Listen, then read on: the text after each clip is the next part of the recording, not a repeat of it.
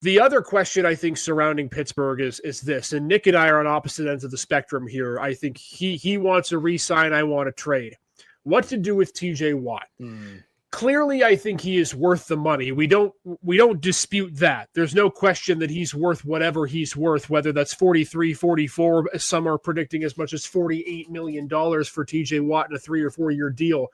But given where the Steelers are at, is it profitable to re-sign him? Would you trade him? If you are Omar Khan, what decision are you making?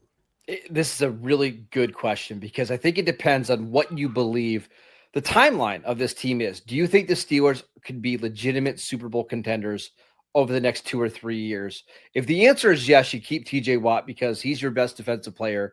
And you think, hey, maybe he falls off at age 33, 34. We don't care. He gives us the best chance of winning right now. But I also know a lot of, long-term Steeler fans that know, hey, this team isn't ready. And as long as Josh Allen and Joe Burrow and Lamar Jackson and Patrick Mahomes are in this conference, and if we don't have one of those guys, we've got no chance. Yeah. So why not trade Watt right now while he's at the peak of his value before he starts to decline? We see across the league, like once these edge rushers start to get to be 31, 32 years old, that's when we see a big decline in their production. And it's not like TJWatt's been the healthiest pass rusher throughout his career. Trade him for whatever you can get. Maybe it's a late first-round pick. Maybe it's a second-round pick. Save that money and reinvest it in your offense.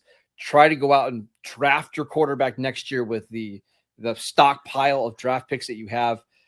I probably would be more in that direction because nothing matters until you get your franchise quarterback. Yeah. And we've seen this now for the Steelers over the last 10 years. The only thing that's going to matter is can they get that franchise quarterback? And if trading Watt helps you go out and get him, I think you do it.